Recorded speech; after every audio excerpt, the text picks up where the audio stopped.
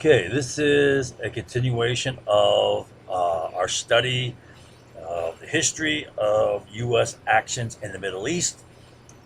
Today we're going to have a narrow focus. We're only going to focus on the weapons of mass destruction inspections inside Iraq by the United Nations weapons inspection teams between 1991 and 98, and specifically how the United States, especially the intelligence agencies, undermine and sabotage the United Nations efforts to find WMD. Now, I know people are going to find that statement shocking, and you know, the, they're going to say, "No, impossible! Not Uncle Sam. USA does good in the world." All right. But just bear with me. Be open-minded, and just see things honestly here, right? Okay. So the last thing we talked about were a couple wars: Iran-Iraq War and the First Gulf War, and how this led to the War on Terror. And then we're going to talk about later how that then led to the Iraq Invasion War. All these are connected. Uh, I won't go into details until the very end again to review this, but basically the Iran-Iraq War and the First Gulf War, both of them were very effective at destroying OPEC and as a result lowering oil price, right? Kind of regaining the control of oil price indirectly through conflict. All right.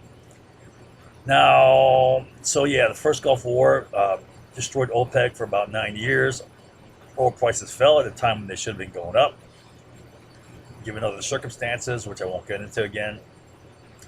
And also, the First Gulf War became very instrumental in being the key reasons why bin Laden attacked us on 9/11. One of which was the death of 567,000 Iraqi children due to the United Nations sanctions, which are based upon elimination of WMD out of Iraq. And to do this, to eliminate the WMD, there were 7 years of WMD inspections.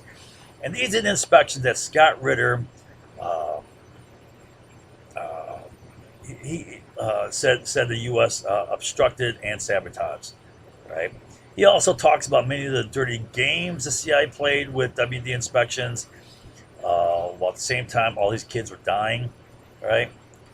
And according to Scott Ritter, a lead UN weapons inspector on the ground in Iraq for 7 years, the U.S. wasn't trying to find WMD. The CIA only wanted the public to maintain public perception that Saddam Iraq was lying and concealing WMD. He had it, right, which could then be used to destroy Iraq's economy. In fact, Ritter said the CIA did much to obstruct and sabotage UN efforts to find WMD. Now, before you judge and say, "Oh, no, that's impossible," well, wait to see what Ritter has to say and how exactly they did it. All right, so let's jump to it. So Scott Ritter says this. This is like the very first thing he says in this book. For 7 years, 1998 to 1991 to 98. All right, that's the First Gulf War is 91. I and hundreds of other dedicated arms control professionals struggled to achieve an objective that people said couldn't be accomplished: disarming Iraq when Iraq didn't want to be disarmed. And then, more than 6 years after my resignation, 6 years after, that's 2004, I turn on the television and see my former boss, Charles Dilford, issuing a report that concluded that Iraq had in fact disarmed by the summer of 1991. So I read Dilford's report. He says in there basically that WMD capability was essentially destroyed in 91. Now, he says essentially because there's a few things that were left there. There were still some remaining in 94 when the UN ESCOM had to destroy dual-use material and equipment that could be used to make WMD, and in 96 when they had to destroy the Al Hakam biological weapons facility. Right? Now, given the fact that essentially, I mean, the lion's share is destroyed back in '91, I mean, that's a no-brainer, right? The way I see it is, Saddam was sneaky. He was trying to get away with saving whatever he can. That's why they probably had to destroy this stuff, right? But at the same time, they destroyed the bulk of it right away. And the reason that it's a no-brainer, right? You got on the one hand Iraq's whole economy, and on another you got WMD. Let's try to compare the two, right? So if you compare Iraq's WMD to the military, in the United States, the U.S. spends about 4 to 5% of its GDP on the military, which is roughly about half the federal budget. So half of the money spent by the federal government goes to the military, right? Now let's say Iraq, doubles that. They dedicate more money, more percentage of their, income to the military. Let's say it's 10%, right? All right. It still doesn't compare to the whole economy, right? Now, of this military, WMD is only one defense asset, right? You got the Navy, you got the Air Force, you have the Army, you got tanks, armor, you have other mechanized, you have artillery, you have missile defense, you have Scud missiles, right? Whatever other missiles you have. You have special forces, right? You have transport, you have engineers. All WMD is just the military is a fraction of the economy, and WMD is a fraction of the military, right? So the big dominating elephant in the room is the economy, right? The economy is your life. It's how you stay alive. It's how you pay for everything, including the military. With no economy, you got no military, right? Anyone who understands military strategy knows that economics is at the foundation of military strategy, because without that, right, you cannot build your forces. The military is but a fraction of the economy, roughly about 10%, let's say. WMD is but a fraction of your military. So WMD is a fraction of a fraction, right? Now, eliminating WMD to save the economy is a no-brainer, right? Plus, Saddam, he knew that he still had all the scientists to reconstitute his WMD programs in the future if needed, right? He's going to have to buy equipment, right? That's why he probably tried to save some stuff. It's a greater no-brainer to destroy WMD if the U.S. is threatening invasion, right? In which he's going to get his butt kicked militarily, and then he's going to be on the run until he's captured. Then he's going to be put on trial and then executed, which happened to him, right? It's a no-brainer. Let's get rid of this stuff, right? So when they found no WMD in Iraq after we invaded, right? It's like, duh. Now, key outcome of the first Gulf War was a United Nations Resolution 687. And what it did is it said, hey, Iraq, you cannot sell any oil until you prove that you have no WMD. Well, the thing about it is, or also ballistic missiles with a range over 150 kilometers. But the thing about it is, Iraq couldn't prove it had no WMD. It could say until it's blue in the face that, hey, we got rid of it all. No one's going to believe them. It would have to be up to the United Nations Special Commission weapons inspectors. That's UN Special Commission, right? To prove that there's no WMD, right? But in the meantime, right, while the sanctions are in place, it's killing the economy. Oil is 60% of the economy, right? You cut out 60% of the economy, you don't have 40% left, because that takes a big chunk out of that 40%, right? Because the 60% supports the remaining 40%. So you're whacking the economy, and right, these kids are dying. They're dropping like crazy. Over 500,000 Iraqi kids died between 1991 and 1995, right? Now these kids are dying. Elderly are dying just as well, right? We'll talk about that later, right? All right. So, and these kids alone become a key motive for Bin Laden attack on 9/11. That's just great, So Scott Ritter contends that the USA undermined and sabotaged UN inspections. I know Americans are not going to want to believe that, right? So we're going to look at what he says. Now, ask yourself as you're going through this, is his following testimony convincing? Or will people believe what they want to believe? You know, that is a powerful motivation and the basis for a lot of what people believe, right? What they want to believe. And it's especially true when they know no facts. And that's why I want to teach them facts today. All right. So the first lying attack that I expect people to make is they're going to try to attack whether or not these kids died, right? And there's some controversy that's been artificially manufactured, right? So I want to dispel this likely attack, right? And I know that people are going to attack and try to make it a debate. Well, you know, that's not really a valid number, right? You can't prove 500,000 Iraqi kids died. So let's look at all of the studies. These are all the studies of how many kids died. The first study was done right in 1991, shortly after the war was over. You know, Harvard School of Public Health study. They estimated as many as 170,000 child deaths from disease and healthcare, from disease due to the healthcare system breakdown.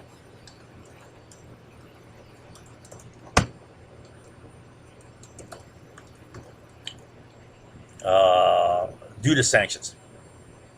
Then, following this, there was an international team also in 91, and they found that the child mortality rate from starvation, malnutrition, disease rose in 91 from 20 to 30 per thousand prior to the war to quadruple that, 80 per 1,000, right?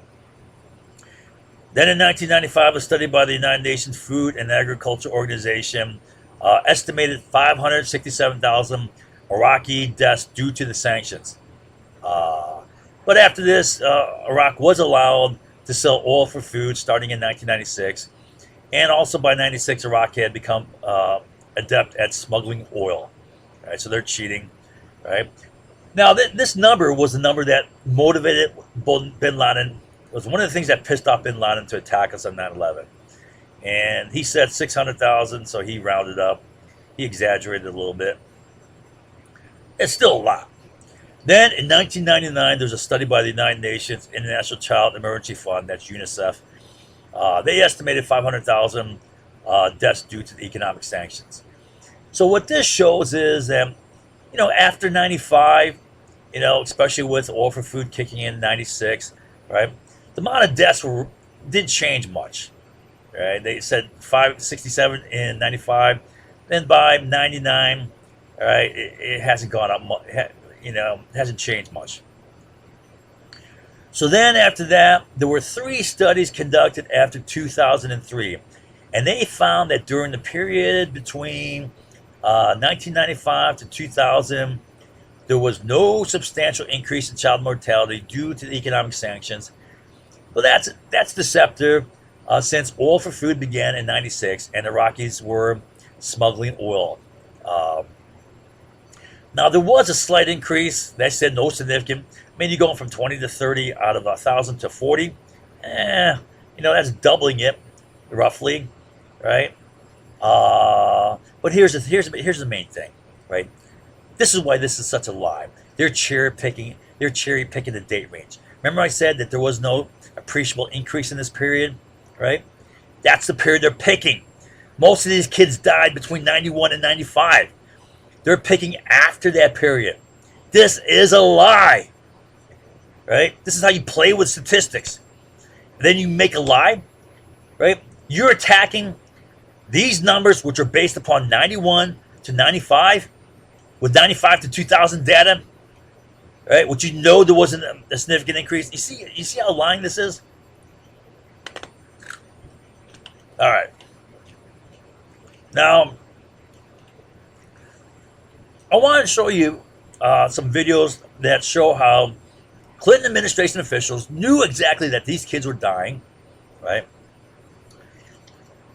And they still promoted their policy of economic strangulation of Iraq, right? And they said the reason is to contain Saddam, right? All right.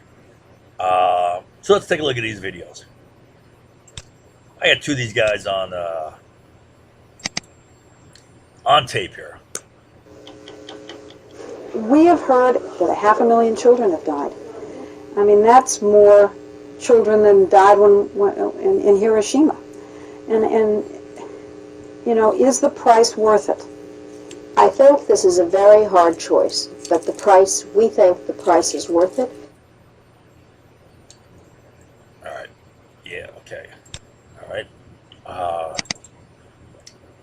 We are joined right now in the Capitol building where we're broadcasting from by New Mexico Governor Bill Richardson. He is a 7-term Congress member, served in the House of Representatives for 7 terms. He was the Energy Secretary under Bill Clinton, as well as U.S. Ambassador to the United Nations, now Governor of New Mexico. Welcome to Democracy Now! Thank you, Amy. It's great to have you with us. But many say that although President Bush led this invasion, that President Clinton laid the groundwork with the sanctions and with the previous bombing of Iraq. You were President Clinton's U.S. Ambassador to the United Nations. The sanctions were the correct policy. Right. The UN sanctions, for example, the sanctions led to the deaths of more than 500,000 children, not to mention 1 million Iraqis. I stand behind the sanctions. I believe that they successfully contained Saddam Hussein. I believe that the sanctions were an instrument of our policy. To ask a question that was asked of U.S. Ambassador to the UN, Madeleine Albright, do you think the price was worth it? 500,000 children dead. Well, I believe our policy was correct, yeah. All right, so he's not saying much. He's just saying it was to contain Saddam Hussein. All right, so let's take a look at this. Oh, by the way, Bill Richardson was he was also Energy Secretary under Clinton, and later he became one of the board members of Genie Corporation. Right? Remember we talked about that. It had Dick Cheney on the board. It had Rupert Murdoch. And Director of CIA James Woolsey, right? Anyways, all right. So top Clinton administration officials admit to the economic warfare policy upon Iraq, but say the purpose was to contain Saddam, right? Now, look at realistically the history of the U.S. Did we contain Saddam during the Iran-Iraq War when Saddam invades Iran, and then we give Iraq intelligence? Dual-use weapons to make WMD. We sell them, non-U.S. weapons. Right? Did we contain Saddam in the first Gulf War when we gave Saddam 3 green light signals? And keep in mind, this is right after he threatened 3 times to invade Kuwait, right? And then he puts an army on the border, right? 2 army divisions, which he then builds up to 100,000 forces. Right after he puts an army on the border, right, we give 3 green light signals. That is not trying to contain Saddam.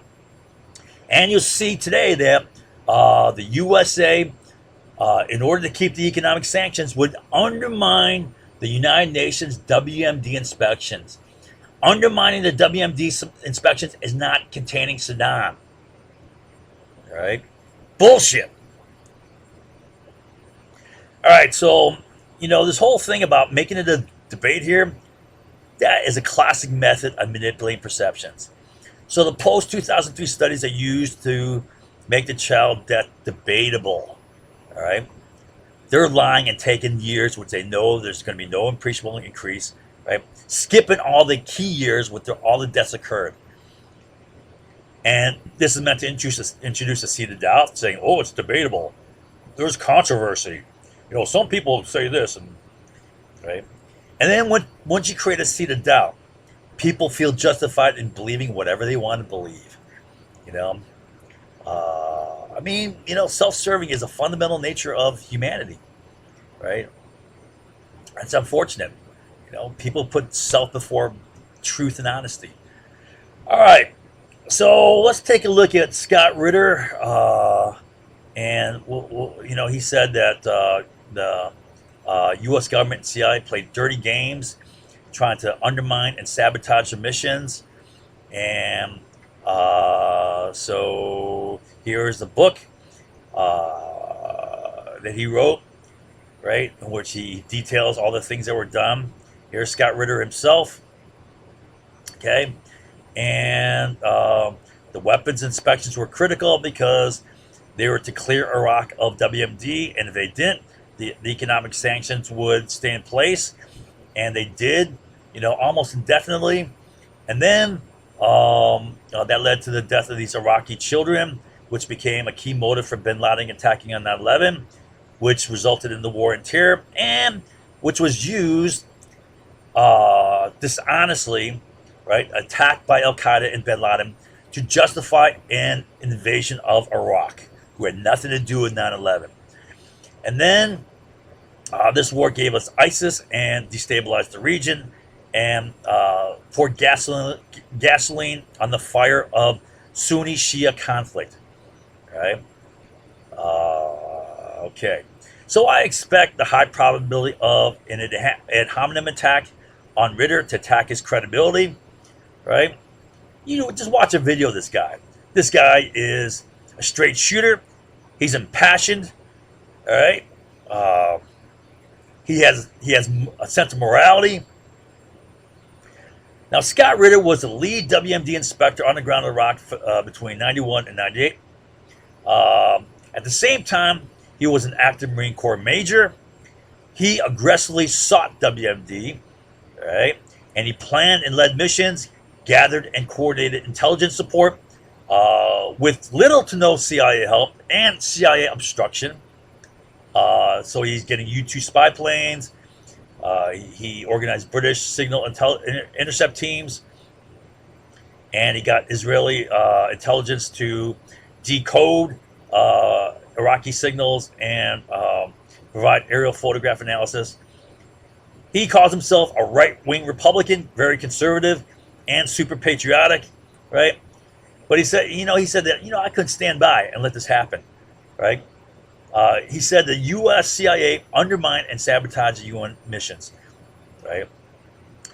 Prior to his efforts in the weapons inspection teams, he was a Marine Corps major in the first Gulf War, as serving as a ballistic missile expert in General Schwarzkopf intelligence staff. That's a little bit about his background. So Ritter knows that he's going to be attacked, right? And he says this: if I went public with what I was alleging, the FAA would find a way to silence me. Now, he doesn't have much experience with this. I've got quite a bit of experience dealing with opposition here, and I know that they don't need to silence you. They just got to discredit you. They just got to create a wave in social reality which will dominate any facts, right? They know the masses will not bother to learn the facts, right? Retain anything, follow any of the intelligent analysis. They won't even care. They'll go with what everyone's saying in social reality. That dominates. So that's typical. So I say, because this section that I'm writing here is based almost entirely upon Ritter's testimony, right? I know it's vulnerable, right? And if it's vulnerable, the liars will attack. And if they successfully attack, they'll use this one tiny section to say, see, it's all crap. Don't believe anything he says. You watch. That's exactly what they'll do. So the liars will attack Ritter, because most of this is based upon Ritter's book here, right? And what they'll do is they'll manufacture a bogus attack upon Ritter's credibility. They'll call him a liar. They'll say he's crazy. They'll say he's a disgruntled employee. He's unpatriotic. He has some ulterior motive, right? We don't know what it is, but he's got some motive. He wants to be a Marvel comic superhero, like in the cartoons, right? Something like that. And then, or they'll try to get people crazy angry with Ritter. He's unpatriotic. He hates America, right? Which is opposite of what's true. They'll make one-word reality attacks like unbelievable, unreal. I mean, that's enough for a lot of people, right? I mean, that's all it takes. All the facts, they will obtain none of it. They'll replace it all with one word: unbelievable, unreal. They'll make a single point attack on an isolated item, right? Something they find that's vulnerable, that they think can be attacked, that people will believe they're attacked, and they'll make an attack. They'll focus all attention there, and then they'll say, see, you can't believe any of it. Well, no one's going to remember any of it, right? Except what they're waving in front of their face. Or they'll say, it's only the testimony of one man. It's only one man's opinion, right? First of all, right, Ritter states facts, not opinions, except for one, right? Second, Ritter is the perfect witness. No one knows this better than Ritter. He designed these inspections. He communicated with U.S. and foreign intelligence agencies for their assistance. He coordinated these inspections, and he conducted these inspections, right? He has all the contacts. He knows from direct experience and foreign intelligence contacts exactly how the U.S. undermined and sabotaged his missions, right? No one's in a better position than him. Now, they may have some high-ranking official say, oh, that's all bullshit because I never heard of it, right? And I would know. Well, it may be true that they don't know, right? But that doesn't mean crap, because I don't care if you're President Clinton. Clinton was president at the time, right? You think Clinton knows everything that's going on, right? Right? Presidents have, you think they're on top of everything that's going on? No. That's why I never want to be president, because I would know. I'm smart enough to know that there'd be so much stuff done behind my back, running counter to what I'm trying to do. And you can't control it all. Hell, you don't know what's going on. All right, if it's director of CIA, I'd expect a lie. Absolutely. Right? Plus, finally, Ritter would know best what's going on. It's his inspections. He's running them. He's setting them up. He knows how they're being screwed with. Or finally, you just make a big wave in social reality, right? If everyone's saying, oh, it's bullshit, it's bullshit. Now all it takes is one or two sentences, and everyone's repeating it. And especially if you make a mocking joke, boy, that sticks. And that spreads like wildfire in social reality. And that dominates. No facts required. No intelligent analysis required. Simple, easy to consume, easy to pass. It dominates. And if everyone's saying it, people see it as real, as true, right? And you would think there's no one stupid enough to fall for that, but I swear, it can't be intelligence. It has to be some aspect of human nature, because 99.99999% fall for it every time and never stop falling for it. It must be like something ingrained in our DNA or something, because no one can be that stupid all the time. Now, to honestly reject Scott Ritter's testimony, to be real and honest, one must, for example, have all of Ritter's contacts deny what Ritter said they told him, right? They have to get copies of Ritter's reports and compare them with the CIA distortions of his reports. Here's an example. Remember I said Ritter was a ballistic missile expert? Well, that's one of the first things he did in Iraq. Go find the Scuds. Right? Remember he said that part of the resolution said you got to get rid of WMD and ballistic missiles with a range over 150 kilometers, right? Well, they did that. They said Iraq was cleared of Scud missiles, right? And then the CIA cited Ritter's report that said, oh, they say that there's 200 missiles left. They're cheating. And Ritter's saying, what? We never said that. You're flat out lying, distorting what we said. Right? So the CIA just made crazy lies. Here's something I'll explain better later. But, after they destroyed his ability to get intelligence, communications, right, intercept communications, he requested some communication radio intercept gear, and Ritter said they gave him some cheap Radio Shack, you know, off the shelf garbage, which you had to manually operate while they're conducting these inspections, right? They were, you know, they're easily discovered. You know, you could not operate them without being discovered. And if you're caught doing this in Iraq, that's spying. You can be tried for spying. And what's the punishment for spying? Execution. He said it was a joke. And he said there's no way we're going to risk that. You know, they provided like ridiculous junk.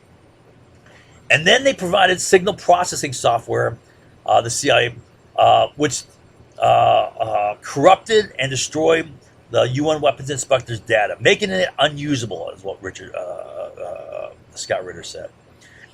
And then you'd have to get Richard Butler, Scott Ritter's boss, to deny what he said in his March 1998 meeting with Ritter, setting up a fait accompli. And I'll explain this better later. Right?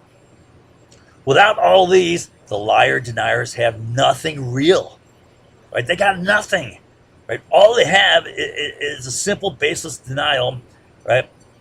That they pass in social reality. It's like, get everyone laughing, get everyone mocking, get everyone saying it's bullshit. You get a big wave, and people take that as being real. I swear, right?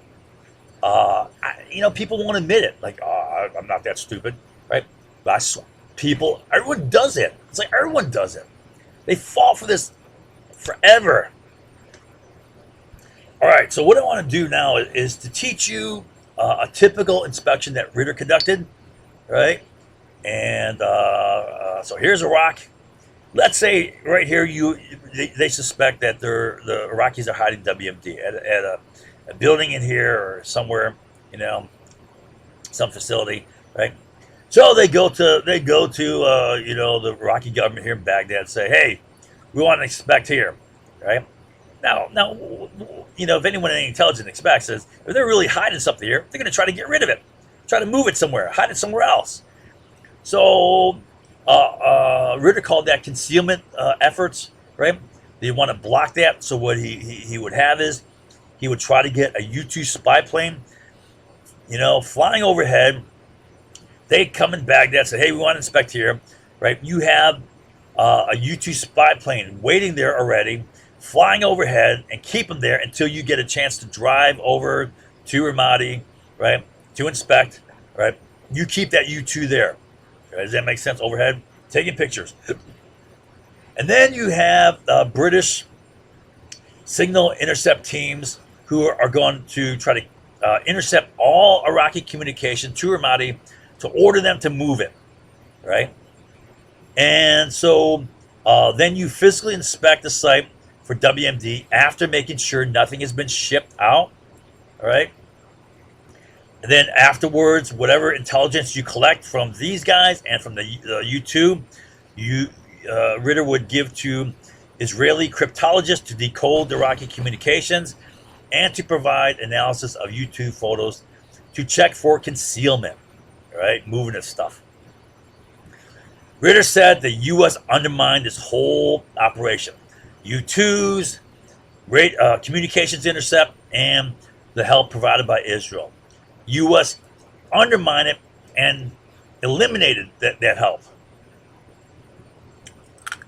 All right. So here's Scott Ritter's testimony on how the USA, CIA, Defense Intelligence Agency, and National Security Agency undermined and sabotaged UN efforts to find WMD. Right? So in his book, Iraq Confidential, Scott Ritter testifies in detail the many ways the USA sabotaged UN WMD inspections. But before he goes into that, he states that the prime USA goal was the overthrow of Saddam Hussein and not elimination of WMD. This was prime, get rid of Saddam, right? So here are some quotes from his book to show you I'm not making this up. Quote, elements of the U.S. government, for example, the CIA, actively sought to make UN Special Commission's job more difficult by cutting it off from intelligence sources. Remember I said, cut this off? They did. You'll see how. Disarmament was simply not the USA's principal policy objective in Iraq after 1991, first Gulf War. Regime change was. Okay? Quote, it reveals the role played by the USA in manipulating, suppressing, and fatally undermining the inspection process in support of a different agenda, regime change. They're sabotaging his efforts, he's saying, right? Undermining him, manipulating him, suppressing him.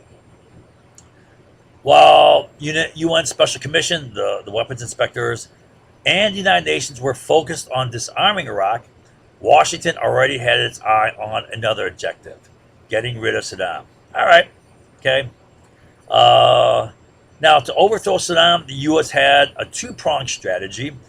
They would foster economic conditions in Iraq so horrific that over 500,000 Iraqi kids would die. And this was intended to turn the people against Saddam. This opposition to Saddam would then be used to support a U.S. CIA orchestrated coup. So this would create the conditions to support a coup, and that coup would be called Operation DB Achilles, and it was conducted between 94 and 96, planned to be conducted in June of 96. Now recall that U.S. officials did in fact admit that this economic strangulation policy did exist, right? And we're killing these kids. They knew it was killing these kids, but they said it was worth it, right? Although they said it was to contain Saddam, right? Which evidence is we weren't trying to contain Saddam. Now, this two-pronged strategy failed to overthrow Saddam, but it succeeded in killing over 500,000 Iraqi kids, plus many others. For example, highly vulnerable elderly. Elderly typically have multiple health conditions requiring multiple medications. Each health condition requires multiple medications sometimes, right? Right? Now, they don't have money. They're not buying those medications. These guys, these elderly are very, their health is fragile, right? These kids are dying. These elderly are dying just as well. And even any adult, right, with a chronic disease. For example, something that's easily manageable like diabetes or hypertension, right? Or something more difficult like cancer. Each of these require medications, right? Just take diabetes. Let's say you have type 1 or type 2 diabetes and you can't get any medication for this, whether it's insulin or any of the oral medications, all right? Are you doing pretty well? Or are your feet going numb and then giving you great pain, neuropathy? And then you have open sores that won't heal. And then you have infections. And then you have gangrene. And then you got to get your feet amputated. And then your kidneys go bad and fail. And then you got to get a kidney transplant. Oh, but there's no money for that, right? You're not living very long. And then you go blind. You have retinopathy and you go blind. All right? Right? I mean, a lot more than these 500,000 kids were dropping because of these sanctions, is what I'm saying. Now, I don't have the exact numbers, but it's a lot. A lot of elderly, a lot of adults, right? They just focus on kids because people have sympathy for kids, right? But there's more than just kids dying. Now, to create the horrific economic conditions, the U.S. would ensure the oil export restrictions were never lifted, right? Since these restrictions were contingent upon Iraq being freed of WMD, the USA would lie about any real evidence and manufacture the false perception that Iraq was lying and concealing WMD. So this is what Ritter says. It didn't matter what the real facts were. It didn't matter what they were finding or not finding, right? The U.S. is going to lie about it and say there's WMD.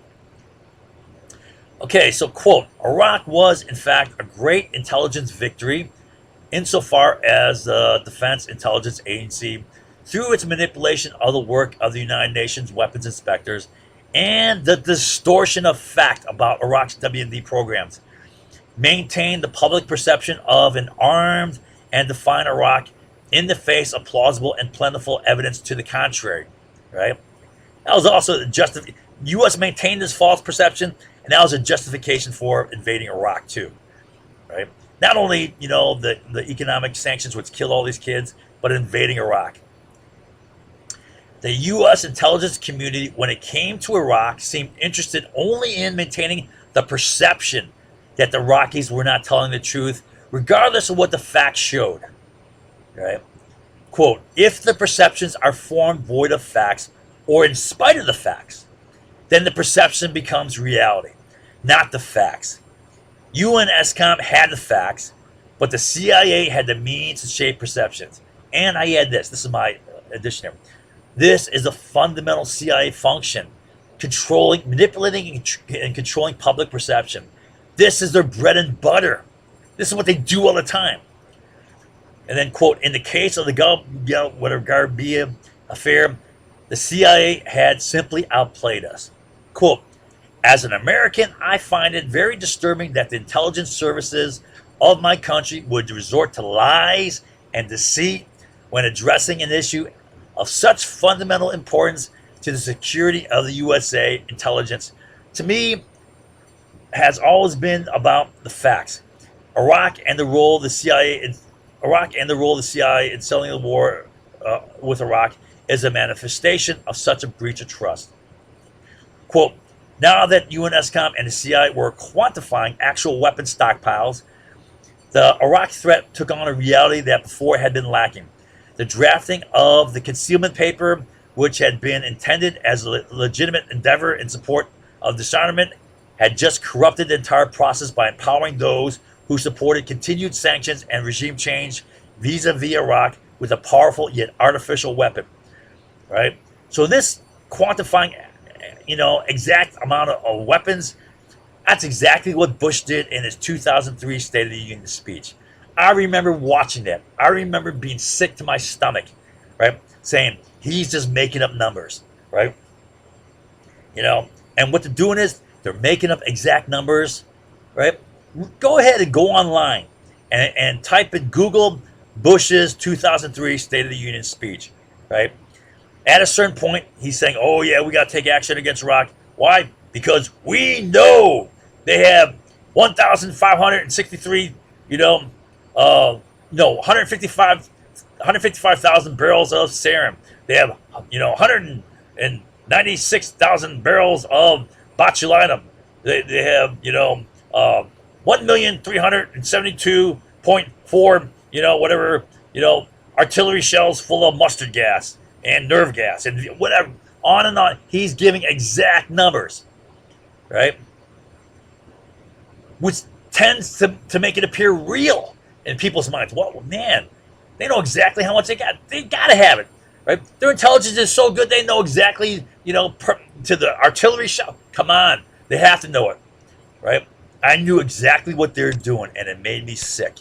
None of this stuff existed, and that was a key justification for going to war in Iraq, invading Iraq. The other key justification was, tying 9/11, which Iraq had nothing to do with. It was all bullshit, right? So not only did these manipulation of the weapons inspections lead to the death of these kids, which was one of the key things that motivated bin Laden to attack us, giving us a war on terror, right? It was also used to invade Iraq. It should make people sick unless they're totally self-serving, which a lot of people are. They're just going to, blindly deny it. They're going to do the right. Remember, was it the TV show Stalag 17 or whatever it was? Sergeant Schultz. I see nothing. I hear nothing. Right. I mean, they're just going to put things out of their minds. USA only does good.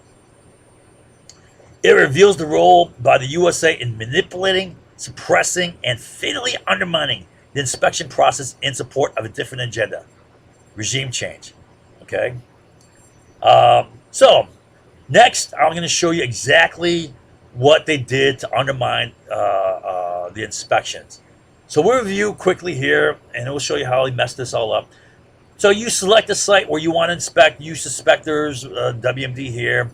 Then you go to Baghdad, the government, say, hey, we want to inspect here. So before you can go from here to there, right, you have these planes flying overhead, making sure they're not shipping stuff out. You have British intelligence intercepting any orders from Baghdad, telling them, hey, go ship this over to here or whatever. Then once you make sure that all that stuff is not being shipped, you go and inspect, you clear it, right? Then afterwards, whatever you collected here or here, Ritter would have the Israeli intelligence decode it and provide analysis of the photos, all right? So this is what Ritter says. He said, the U.S. and the U.S. intelligence agencies sabotaged all this stuff, right? He said the CIA provided WMD inspectors with bogus intelligence, sending them on wild goose chases. Oh, by the way, I'm just going to read through a summary list here. Then I'm going to go item by item and show you what Ritter said about it, right, individually. So I'm not making this up.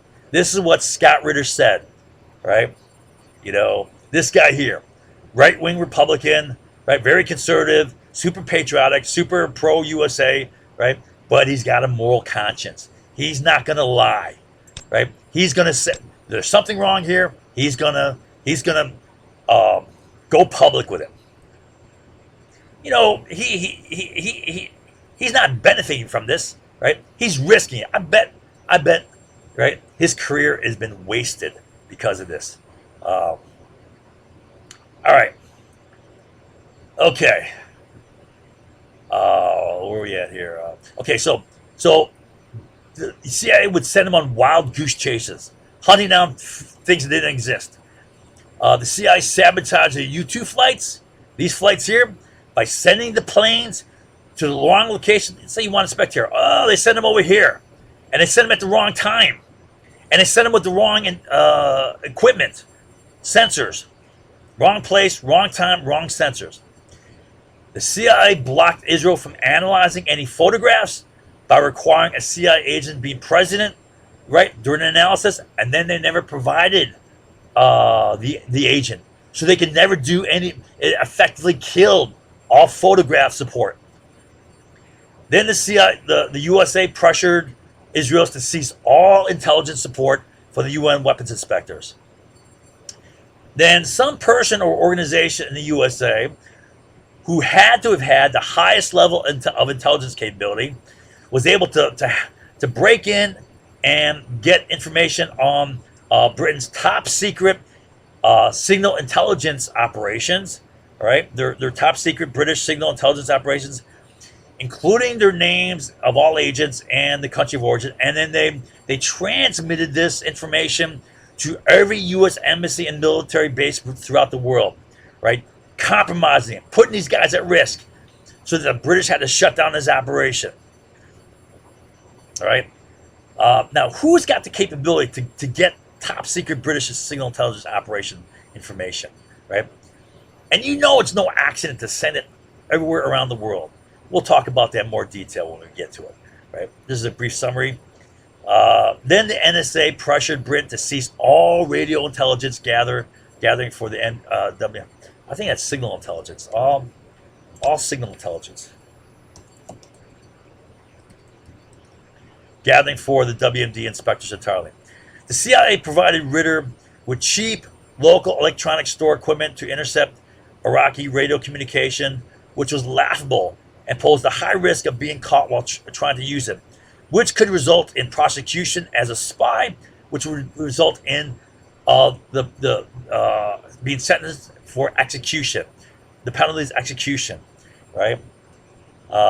So they block the British help, and when he wants to try to do it himself, right, they offer like a cheap Radio Shack thing, which you had to manually control.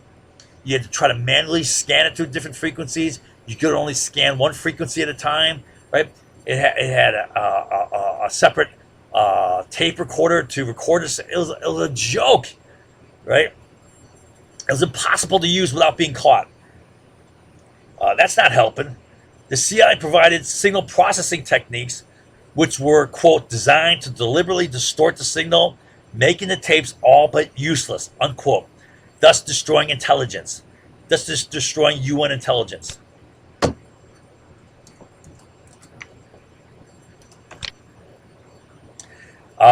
Then they would discredit the UN inspections and potentially get the inspectors kicked out. by playing dirty games using WMD inspections. All right, one was using the inspections to manufacture a fait accompli, all right, to get a pretext for bombing Iraq on a Muslim holiday. Right, we want to bomb on a Muslim holiday. This would be used by Sandy Berger, Clinton's national security advisor, and Madeleine Albright, the U.S. ambassador to the UN, to declare inspection dead in the face of Iraqi obstructions. And then this would justify pulling the U.S. UN pulling out the WMD inspectors, right? You know, and then you remember remember during the buildup for the invasion of Iraq War, they said, oh, during the 4 years between 98 and 2002, they could have rebuilt, they probably rebuilt the whole WMD program. That was a fear they created because these inspectors were pulled out. Iraq didn't kick them out, they were pulled out. Now, using the inspections in a fait accompli to manufacture a pretext for bombing the headquarters of Iraq's Special Republican Guard, the force assigned to protect Saddam Hussein. Once these guys were taken out, neutralized, right? His bodyguard force. Then the U.S. will launch a coup to eliminate Saddam, using the inspection to devise assassination attempts on Saddam in his presidential palace. I'll explain that coming up here. All right, so now what I want to do is I want to go back through each one of these and give specific quotes by Ritter, which, show you I'm not making this up. Ritter says this is what happened. So he says the CIA provided WMD inspectors with bogus intelligence, sending them on wild goose chases. So now Ritter, at a meeting at the State Department in, quote, a room full of openly hostile officials from all agencies of the U.S. government, quote, Ritter says it, in short, you lied to us. You said you knew something existed, and it turned out you knew no such thing. You sent us on a wild goose chase. You have behaved as if you are the enemy of UN Special Commission. You have actively conspired to undermine the credibility of UN ESCOM and its inspectors. I hope I'm wrong, but if this is indeed the case, then UN ESCOM might be better off rethinking who it is willing to do business with. All right, and then the CIA sabotaged the U-2 flights, sending the planes to the wrong place at the wrong time and with the wrong sensors. So Ritter is speaking to a senior civilian from the Joint Reconnaissance Center with the Joint Chiefs of Staff. Quote, if you want to portion blame, let us be fair, I replied. You misled us about what you're willing to contribute to this mission. You failed to deliver in terms of U-2 capability. You flew the wrong targets with the wrong sensors at the wrong time. Right now, I'm saying this is right. Here's my editorial. Right, there's no way you could be that incompetent. Wrong targets, wrong time, wrong. Right, that's intentional. You provided worthless information, and in the case of the most important intelligence, the heart of this inspection, you provided no intelligence at all. If I were to evaluate your performance from an outsider's perspective, I would be hard put not to reach the conclusion that you had deliberately sabotaged this inspection from the start. Right? And I'm saying, man, you cannot not say that.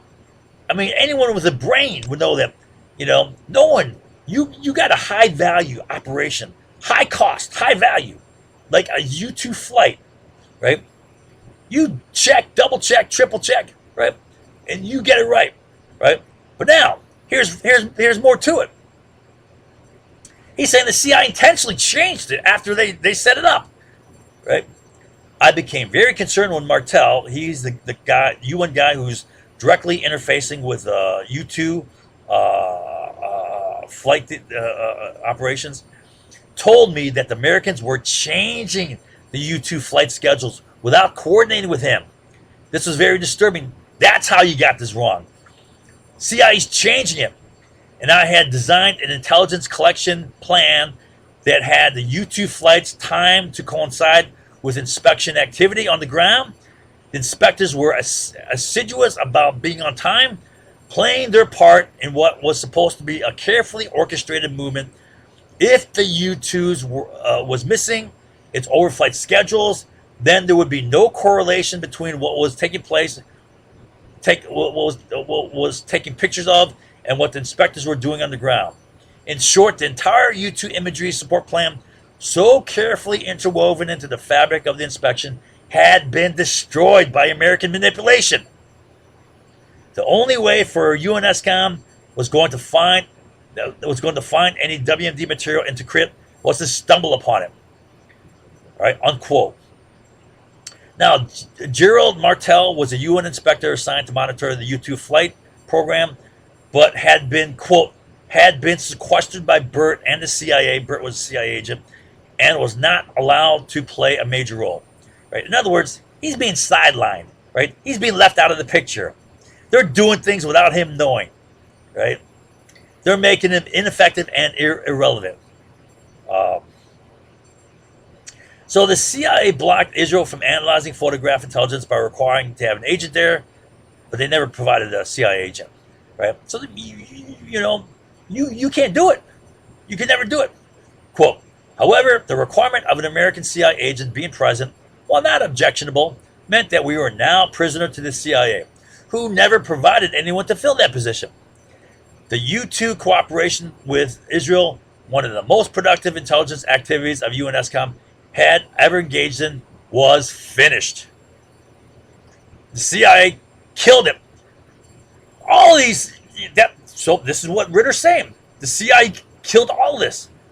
Let's continue. All right. Now, USA pressure forced Israelis to cease all intelligence support, right, which included decoding, not just the photo analysis, for the UN weapons inspectors. I met with Richard Butler and Charles Dilfer upon my return from Israel to deliver the bad news. The Israelis had pulled out of the intelligence cooperation, citing U.S. pressure. All right, U.S. pressured them.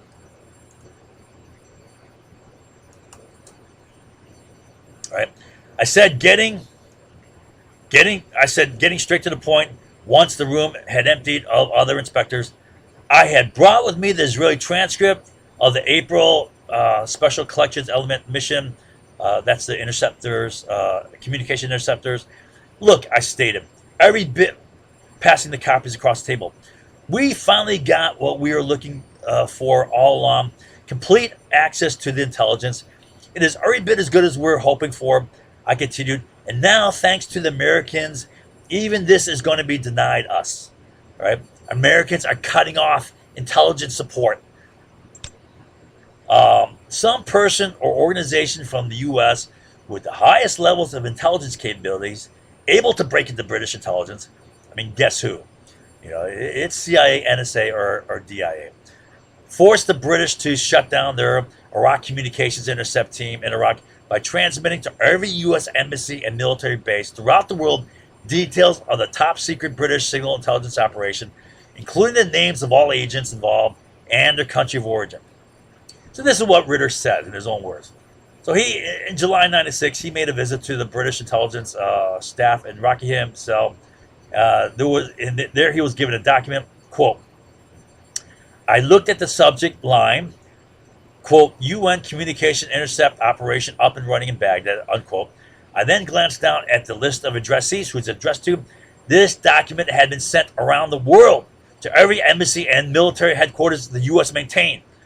I read the report itself, which detailed the mission being carried out, who the personnel involved were, by name, and what their nation of origin was. You're just airing them all out, right? This was more than just letting people know a signal intel SIGINT operation was underway. This was blowing its cover to smithereens. I looked at the addressee list again. There was no British organizations listed. I pointed this out to the director, who laughed.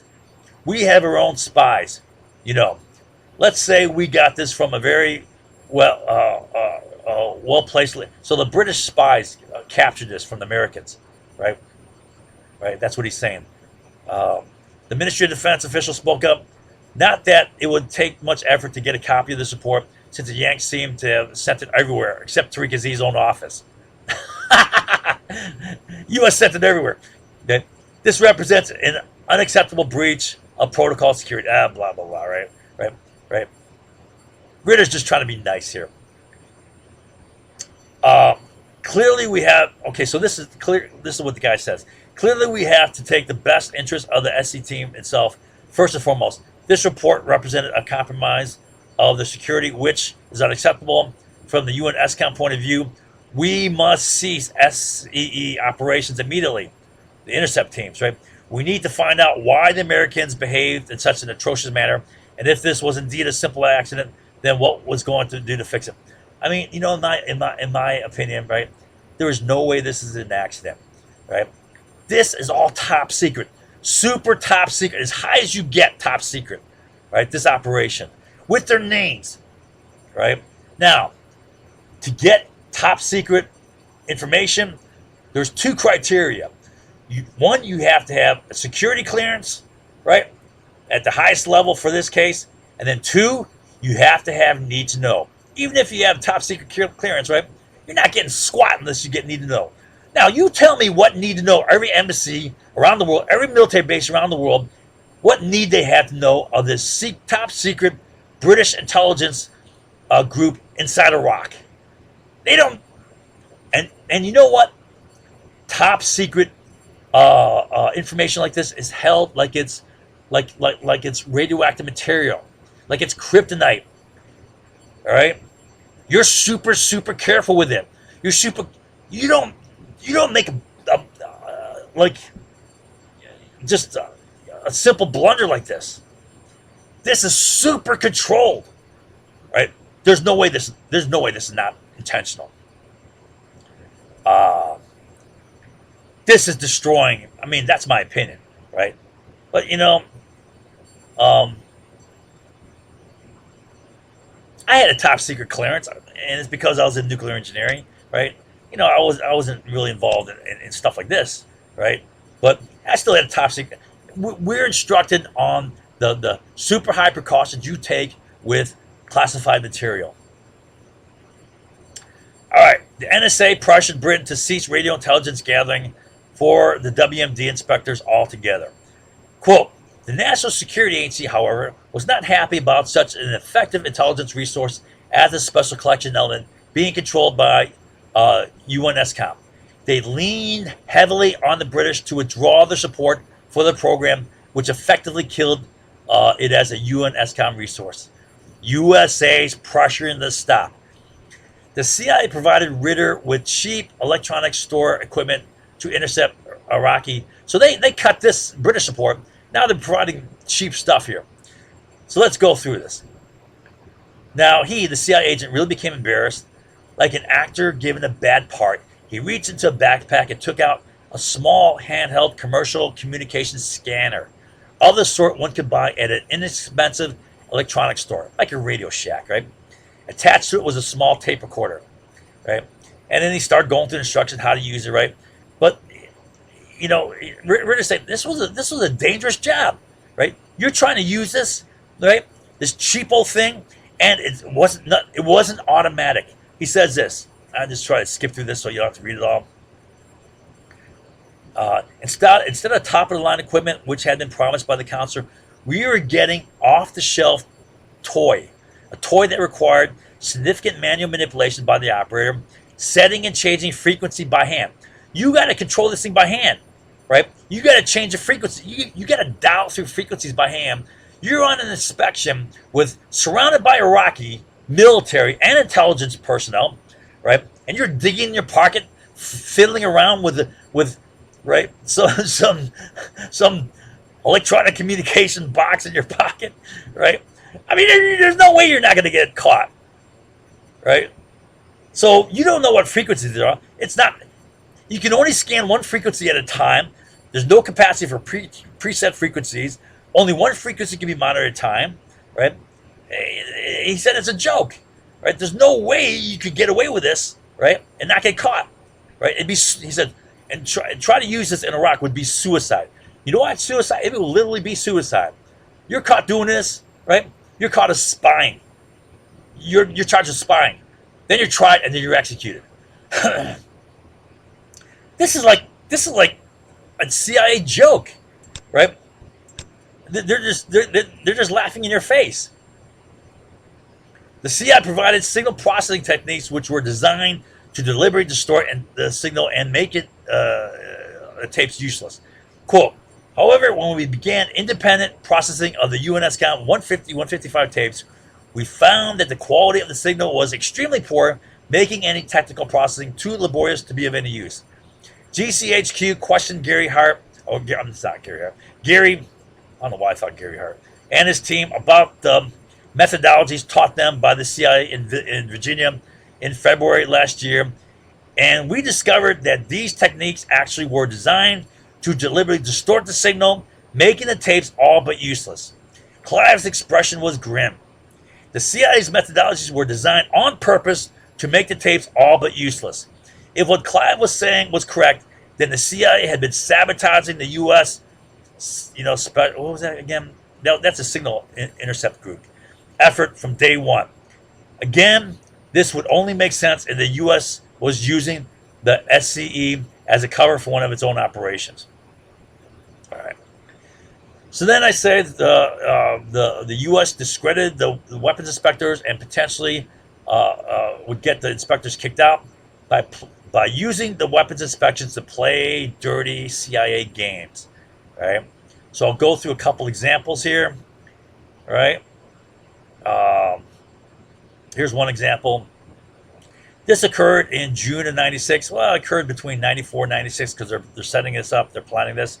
It's an operation called DB Achilles, planned by the CIA, coordinated by the CIA, and is meant to overthrow Saddam. Right? It's a coup attempt. So the CIA orchestrated a coup or overthrow of Saddam, codenamed DB Achilles, communicating and coordinating with 800 coup plotters inside Iraq. Right? With using encrypted satellite phones, right, coded phones. The plan was to use a WMD inspection as a fait accompli, which means, something's going to happen, then you use that to justify a bombing of Iraq, Special Republican Guard headquarters, who are Saddam's personal security force or bodyguards. The Iraqis had stated the Special Republican Guard headquarters are off limits to inspection. Therefore, to launch the coup, the CIA would get the inspectors to demand inspection of the Special Republican Guard headquarters, and when they refused, as expected, the U.S. would use that as a pretext to bomb the headquarters, taking out Saddam's bodyguard force. Right? Now, with Saddam's personal protection taken out, the coup would be launched.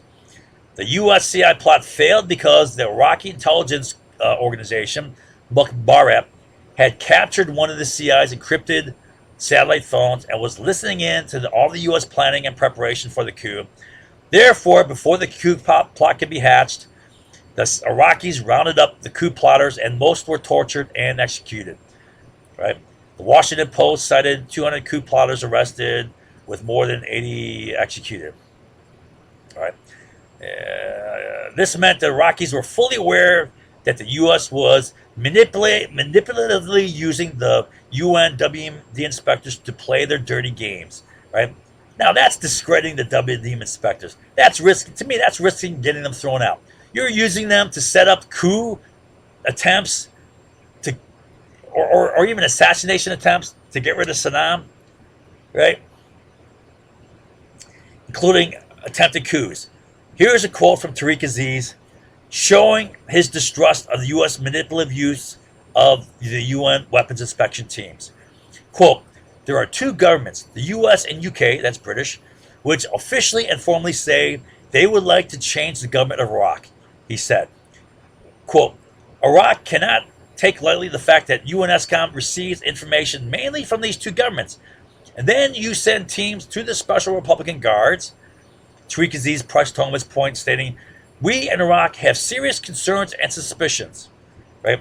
I mean, they're listening in to the U.S. plans. Right? You, ECAS, sent your team UNSCOM 150 anticipating a crisis. That's the fait accompli. I am complaining about the timing of the inspections. They timed it with the kicking off the coup. It might not concern you, but we in Iraq see it differently. Now, this would not only discredit the WD inspections in the eyes of Iraqis, in my opinion, it could risk non-cooperation or even having the inspectors kicked out of the country. Right? But I believe also that the Iraqis would never kick out the UN inspectors because they knew that this is what the U.S. is trying to cook up, right? And as soon as they kick out the inspectors, that would justify bombing, even an invasion and a war, which we did do, right? We did invade the war because of, fictitious WMD, right? Which the U.S. was manipulating the perception for the U.S. the public to believe in, while they're obstructing the inspections, trying to find these, right? Case examination. 1988 fait accompli maneuver to get a bombing of Iraq on the first day of a Muslim holiday. Right? Now, why do you want to do that? Right? And think about it. Right? So Scott Ritter's boss, Richard Butler at the UN, visited him and informed him of a plan that came from Sandy Berger. So Richard Butler works for the UN, but he's taking marching orders from Sandy Berger, who was Clinton's national security advisor. What the hell? Right? You should just ask yourself right away, what the hell is going on? Butler drew on a whiteboard this diagram. So he draws a line, makes a calendar. Here's the 1st of March. Here's the 8th. Here's the 15th. He writes on the board military action and inspection. Draws an arrow. We want to bomb on this date because it's the first day of a Muslim religious holiday. That means we got to push ahead the inspection schedule. We got to move it ahead so it's out at least by the 8th, right? And when they reject, so then he says it. Then Butler said the U.S. wants to bomb Iraq on the first day of a Muslim holiday. Now, why? Now, what if some Islamic extremists bombed us on Christmas? Americans would go berserko. They go crazy mad, right? It would jack them up, right? This is going to jack up Iraqis. And this is going to jack up Muslims around the world, right? Now, would this create opposition for Saddam? Would this turn the people against, or would it create great support for this Saddam? Would they be all pissed off and would they rally behind him, right? Bolstering his support. And if you bolster his support, that's anti-strategic. You want to undermine that, right? This is it's going to create support for Saddam. This is anti-strategic. The pretext for bombing will be Iraq's refusal to allow inspection of the Ministry of Defense. That's their Pentagon. That's their top headquarters for the military and entire nation. Therefore, he said, we need to push the inspection early to the 8th. We know that Tariq Aziz has said the Ministry of Defense, their Pentagon, is absolutely off limits, and to inspect there would mean war. Tariq Aziz cannot back down, and so we expect a refusal, which we will then use to justify the bombing on that first day of the religious holiday. That's a typical fait accompli. That's what a fait accompli is. You manufacture some situation it's going to be rejected, right? And then you're going to use that as an excuse for taking some action. Then Berger and Madeleine Albright will declare inspections dead in the face of Iraqi obstruction. Okay. So Ritter wrote, I sat there stunned. What I was observing was nothing less than a total collusion between the United Nations official Richard Butler and the USA over military action that had not been sanctioned by the Security Council, UN Security Council, right? Right? You can't use the UN inspection team without the UN Security Council's approval for such a thing. But as it turned out, the Iraqis did back down after panicking and allowed the inspection. However, nothing was found at the Ministry of Defense. After this, on July 34th, Iraq accused an American, I'm not sure who, of spying, American member of the inspection team. On October 31st, after this accusation, and after the March attempted fait accompli to justify the bombing, Iraq suspended all cooperation with UN weapons inspectors and monitors. I mean, you could see they'd be like suspicious. This is the second time they did something. November 11th, Butler ordered inspection staff out of Iraq. More than 100 inspectors and support personnel headed for Bahrain. Bahrain's an island in the Persian Gulf, not too far away. November 12th, U.S. Secretary of Defense Cohen warned Baghdad any military strikes will be significant. But then on November 14th, Iraq backed down and allowed resumption of WMD inspectors, and Clinton halted the planned bombing attack. And then 3 days later, 86 inspectors returned to Iraq. November 22nd, Iraq says, provocative request for documents by Chief UN Weapons Inspector intended to provide United States with pretext for military attack. Right? Now, a lot of Americans will say, they're lying, they're making it up. Man, I just showed you how we did this. Right? They just did this there, and they did this there. Same thing, making pretext. Right? Does U.S. have a clear pattern of doing this? Yeah. I just showed you twice. Right?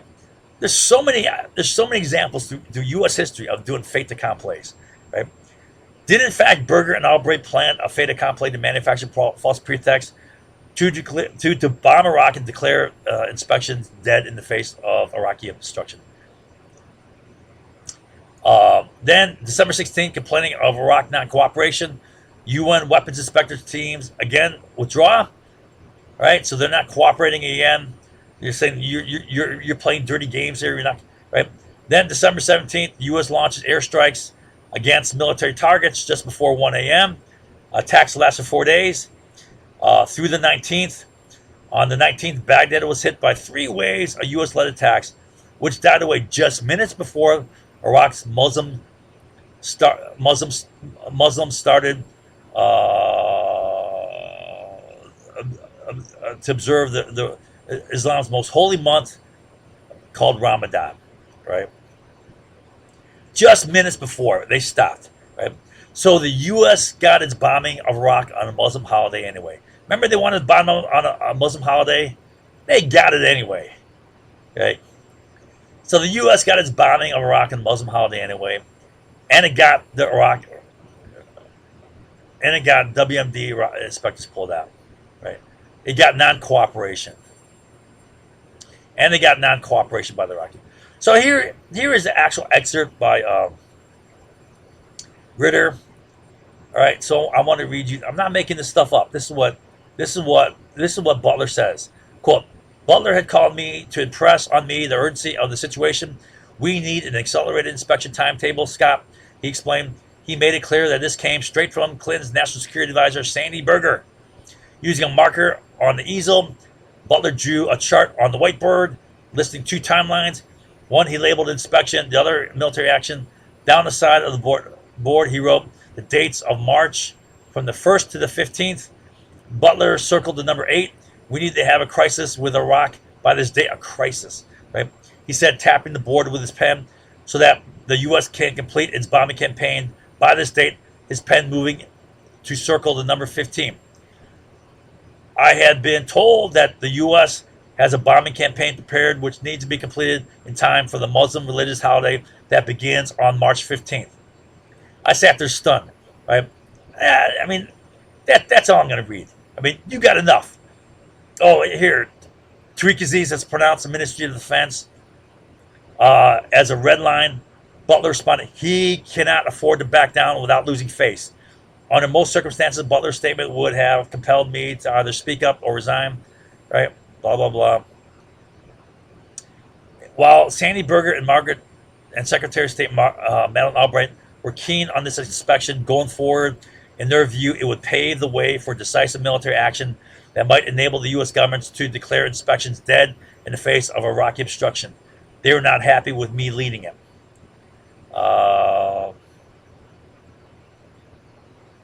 So it says here that Iraq backed down in a lot of them, right?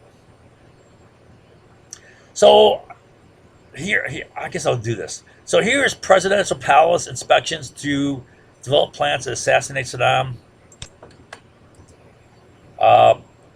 I have a memorandum of understanding, February 20, 1998, UN Secretary General Kofi Annan visits Iraq in an effort to secure inspections of what he terms presidential sites, right? So that's 98. Iraq agrees to support the terms of the newly drafted Memorandum of Understanding. So Iraq agrees to it, right? And then this is a quote. So it was Charles Dufour who led the next team into Iraq, this time to test the new modalities for conducting presidential site visits. While I was involved in training the team in Bahrain on inspecting methodology and tactics, the CIA had taken responsibility for the actual inspection planning. CIA is planning the inspection of the presidential palaces. The CIA had also inserted several structural engineers onto the team who evaluated each of Saddam's palaces from the standpoint of a potential aerial attack, bombing attack, missile attack from the air. Charles Dilfer supported all these activities, while Dilfer complained that the inspections were a sham, saying the Iraqis had too much time to prepare, and its inspections found nothing. It was in fact Dilfer perpetrating a sham, turning the UN SCOM into little more than an espionage tool used by the CIA to spy on Saddam Hussein. Right? So the CIA is using these inspections for assassination attempts. Now, somewhere else in Ritter's book, I can't find it, he says something about planting surveillance devices during these inspections. I'm pretty sure that comes to my mind, right? Now, I don't write it here because, I'll put a question mark.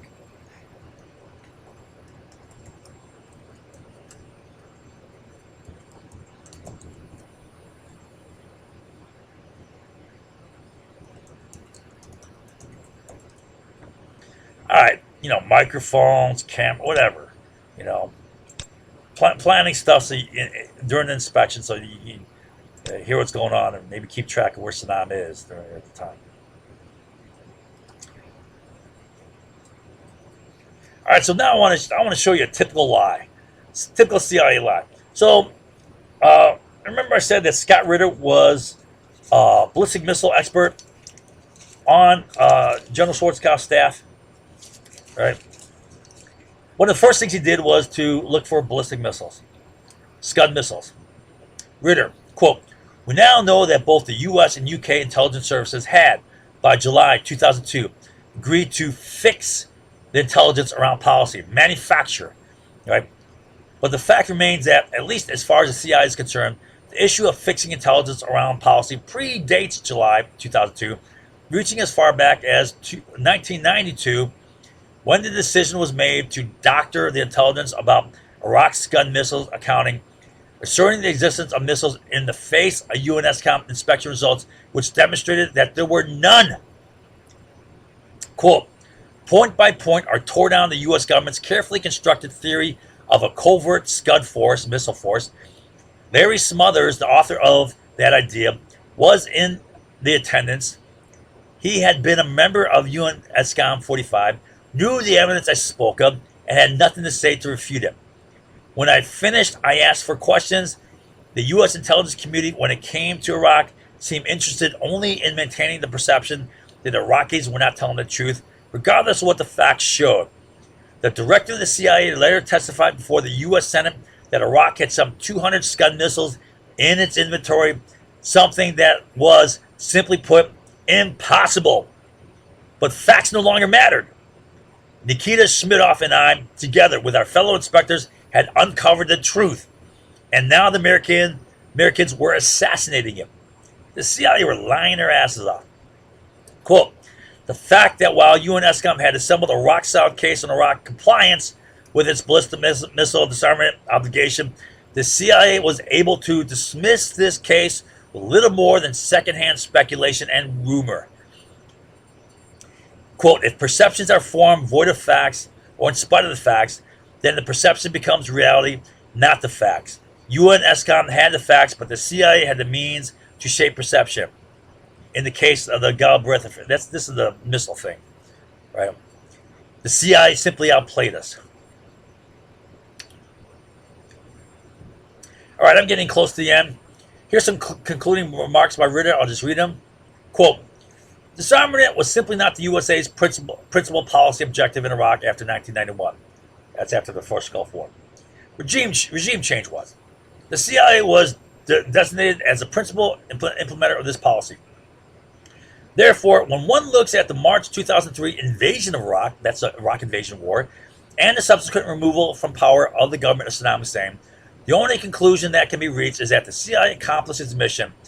Iraq was in fact a great intelligence victory, insofar as the CIA through its manipulation of the work of the United Nations weapons inspectors and the distortion of fact about Iraq's WMD programs, maintained the public perception of an armed and defiant Iraq in the face of plausible and plentiful evidence to the contrary. We now know the truth that both the U.S. and UK intelligence services had, by July 2002, agreed to fix intelligence around policy. But the fact remains, at least as far as the CIA is concerned, the issue of fixing intelligence around policy predates. I just read all this stuff. Right?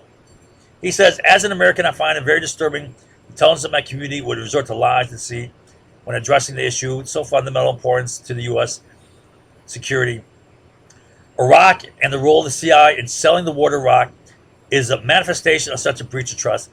I have made it my responsibility to speak the truth about Iraq based on what I know, my first-hand experience and observations. Again, no one's going to know firsthand better than Scott Ritter. Don't tell me he's just one person. There's no one better. Right? I don't care if the president says it. The president doesn't know jack compared to Scott Ritter. You know, the presidents can be kept totally out of the loop. Summary. The only way someone can honestly and legitimately attack Ritter's testimony, you know, this is kind of a review of what I said before. You got to have all Ritter's contacts deny what he said.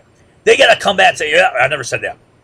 You got to get copies of all Ritter's reports and compare them to how the CIA distorted them, right?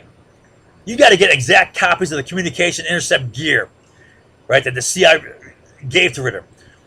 You got to get the crappy signaling processing software, which was designed, Ritter said, to intentionally distort and make unusable the UN intelligence data.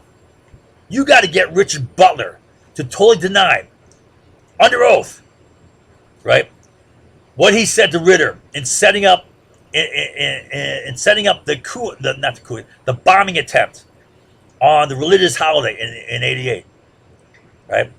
If you don't do that, you got nothing. All you got is what people say, social reality, one or two sentences. It'd be all bullshit. Make a joke about it, right? Make a big wave based on nothing real. You need this to have real evidence. Without this, you got nothing.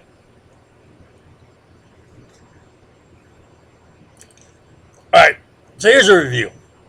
According to Ritter, U.S. goal was not to find WMD, but rather to get rid of Saddam.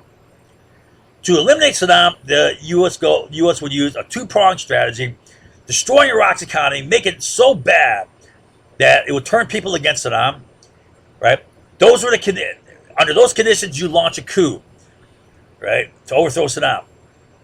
Now, to create the bad economic conditions where, you know, over 500,000 kids die, right? You maintain the restrictions on oil sales. To do that, you cannot come out with a statement that Iraq is cleared of WMD, right? So the CIA would obstruct and undermine the weapons inspections, okay? All right. To do that, they sent them on wild goose chases. They destroyed the U-2 flights. Wrong place, wrong time, wrong sensors. They prevented, in two ways, they blocked all Israeli help to decode Iraqi communications and to analyze U-2 photos. They got the British to pull out their support for signal intercepts, right? You know, remember they pressured the Iraq intelligence and also, the British intelligence, and they also sent that communication, right, all around the world, right, blabbing in the world, you know, who these British agents were, putting their lives at risk, right, getting the British to pull the plug, get these guys out of there. NSA, Prussia, Britain, okay, yeah. So they provided Ritter with cheap, ridiculous, you know, handheld scanners that you buy from Walmart or from like Radio Shack, right? They provided signal intelligence processes which was intended to corrupt and destroy UN data, right? Then they used the weapons inspectors in dirty games. A coup attempt to overthrow Saddam Hussein, a pretext to bomb Iraq on a Muslim holiday, right? And then using the weapons inspectors to get intelligence for assassination attempts of Saddam in his presidential palaces, right? So they destroyed the U-2s, they destroyed the British signal intercept team, and they destroyed the Israeli help with decoding and photo analysis, right? Don't tell me they did not destroy this, right? You're going to attack Ritter.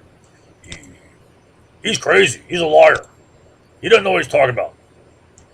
He's delusional. U.S. purpose in undermining sabotage. Okay, let's see. Do I want to? I guess this is about to finish. So, Iraq was caught in the catch-22. I'll go there.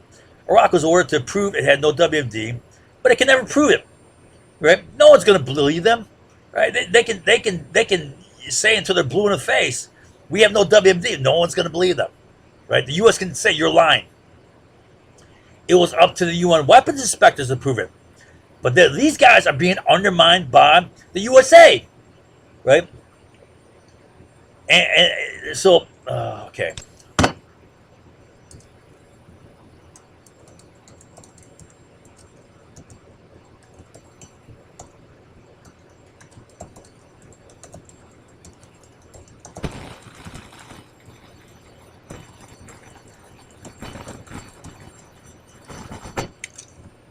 And then Ritter says this, and even if the UN WMD inspectors found nothing, the U.S. would continue to claim that Iraq was concealing.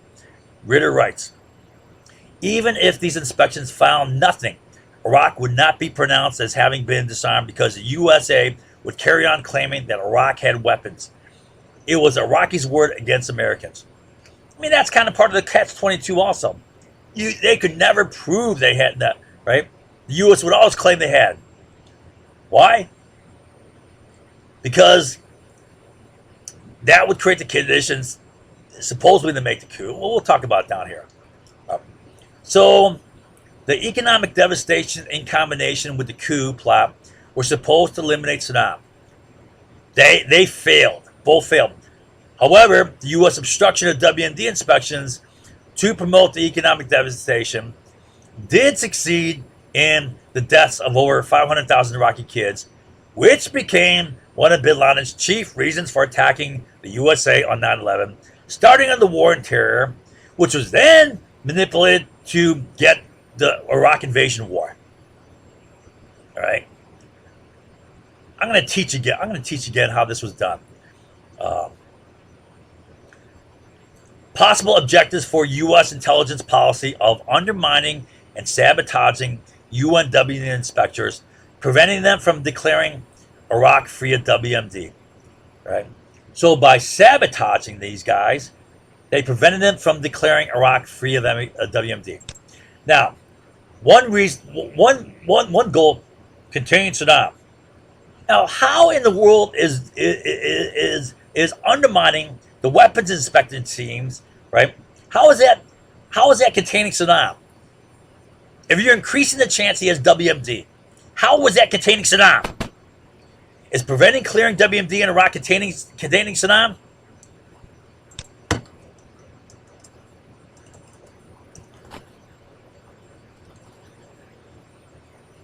Right? And in the past, have we really tried to contain Saddam? Or did we give him weapons and support when he invades Iraq? When he threatens to invade Kuwait and puts an army on the border? We gave 3 green light signals. Is that containing Saddam? Overthrow Saddam. Did it work? Or did it just result in the death of all these kids? So, right. So one reason contains some bullshit. Overthrow Saddam. Well, that didn't work. Create more conflict in the Middle East, oil producing region, not only to control oil price, but to make money in many more ways, which will be examined at the end of this analysis on USA's historic actions in the Middle East. So at the very end, I'm going to get into analysis of the economics, the vast many ways you make money off of war in the Middle East. Right?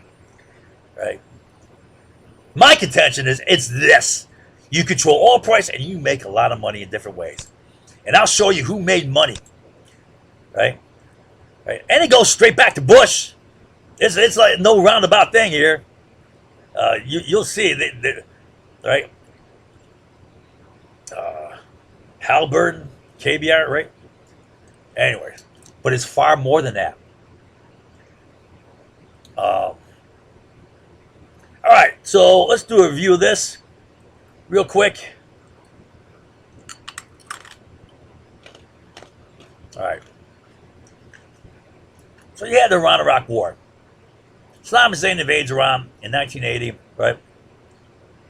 U.S. gives key military support to both sides, fueling and extending the war. You fuel and extend the war, that plays a part in Iraq's massive debt, $70 billion. They're in trouble economically, right? This, in part, leads to Iraq's threats to Kuwait. Kuwait's overproducing oil above their OPEC quota. It's dropping oil price, which is taking money from Iraq. Okay? Iraq's in debt. This, in combination with Kuwait cheating, Iraq threatens Kuwait. Right? Now, U.S. provides Iran with key weapons. This is Iran-Contra, right? And intelligence just in time for a big Iranian offensive, which Iran seizes Iraq's strategic Fall Peninsula. You guys remember this? Hopefully you remember this. I just taught this. So Iraq is cut off from the Persian Gulf and must pump oil to Kuwait to be shipped out in Kuwaiti tankers. So Iran increases attacks on Kuwaiti tankers. The U.S. Gives protection to Kuwaiti tankers, and then to all oil being transiting the Persian Gulf. So it's not just Kuwait, right? It's not just, the Soviets threatened to have influence in Kuwait. Bullshit. It's about oil. You're protecting all oil, not just Kuwaiti oil. Kuwait seeks and gets U.S. protection, U.S. naval escort. That creates trust and credibility and comity with the U.S. So Kuwait takes advice of the CIA to put economic pressure on Iraq by overproducing, right? And this gives Saddam motive for attacking Kuwait. So he threatens 3 times to attack Kuwait. Then he puts an army on the border. Now, I'm saying Saddam's real motives, this is a true motive, right? But he really wants to get that oil, right? It'll allow him to dominate the Middle East. It'll allow him to have plenty of spare production capacity to cut back production to increase price. It's going to give him military dominance and ability to control price of oil. You cannot allow him to have that. So Saddam invades Iraq. Saddam has other bullshit reasons to invade Iraq, which are bogus, right? I'm not going to go through all. But he's also given the green light from the U.S. You cannot tell me this is not key. If the U.S. said, we're going to kick your ass bad, which we should have done, right? If you even blink at Kuwait, right? Instead, we do the exact opposite. 3 threats to invade Kuwait, put an army on the border, we give 3 green light signals, right? That results in the first Gulf War, right? OPEC is destroyed again, right? Oil prices go down for 9 years, right? When they should have been going up with Russia collapsing, right? Asian demand going up, right?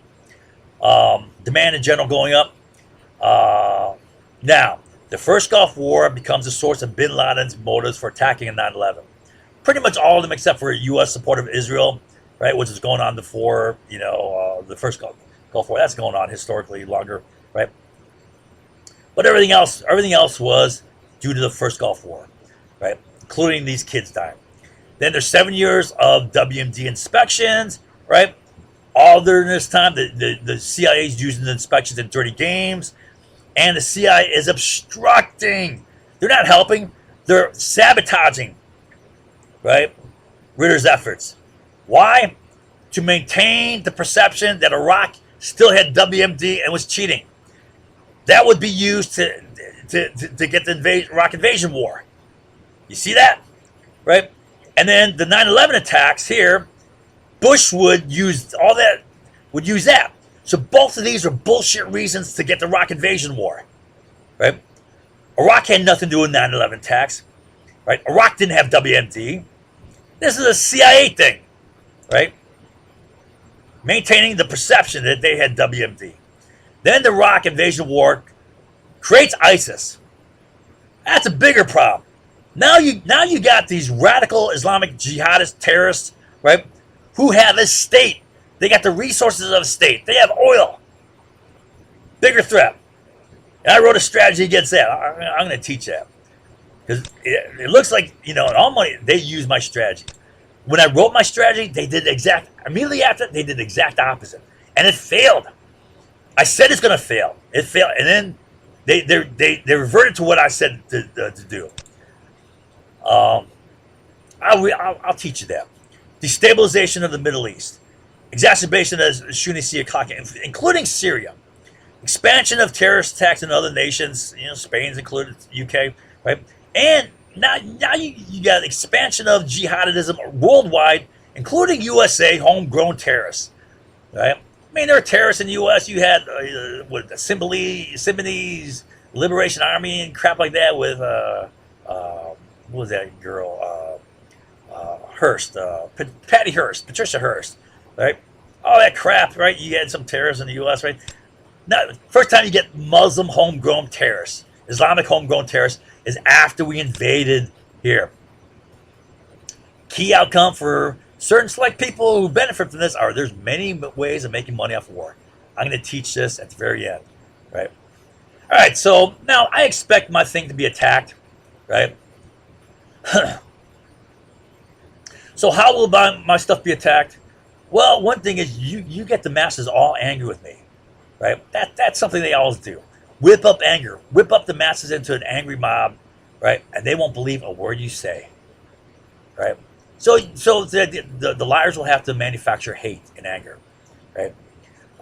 You watch, that's done all the time, right? Common method works all the time. Attack Ritter, attack his credibility. He's crazy. He's a liar. He's a communist. He's un-American. He burns a flag, American flag, in his basement, right? Making some crap about him, right? He wants to be a Marvel comic book hero, like those cartoon heroes you see in the movies, right? Right. I mean, only person who can't differentiate reality from a cartoon would believe that stuff, right? Ritter's only one man, right? What does he know? No, he's a perfect man. He's in the perfect. No, you get no better witness than this, right? And he's putting any money. His career has gone nowhere after this, right? Unless he got a teaching position or somewhere. Have some high-ranking U.S. official deny it. Yeah, I don't care if Clinton. I don't care if Clinton. He's president time. Come and says it, right? Right. What does Clinton know? You think Clinton knows everything that's going on, right? I kind of, a lot of presidents have the wool pulled over them, right? If someone like the director of CIA or FBI comes out and denies this, right? Man, you just know they're lying, right? Especially CIA. Their whole modus operandi is lies, right? Or they'll wait 24 hours and launch a Mark Antony attack, right? After all the facts are forgotten and even the overall impression is faded to nothing, that's when they attack. They make a big wave shift, right? Often with nothing more than a joke, an aggressive humor joke, right? That's all you got to do is make something simple, pass it in social reality, make a big wave. That will dominate. Count on the fact that 99.9999% of Americans will retain nothing. They'll remain totally ignorant of the facts, right? And then the only thing that'll be real in their heads is a social reality wave, to which there's no reality based in that. right? It's just a simple statement, right? Couple sentences written for a fifth grader, right? But if everyone passes it, you'll make a big wave, and it seems real in people's minds. I've taught this thousands of times, and people never stop falling for it. It's incredible. All right. All right. So this will be attacked in one way or another. All right. All this stuff, will it be retained? No. Right. Just wait a day, everything forgotten, and then you'll launch an attack based on nothing, and it'll dominate social reality, so it'll be the only thing remembered. Right? That's how human cognition works.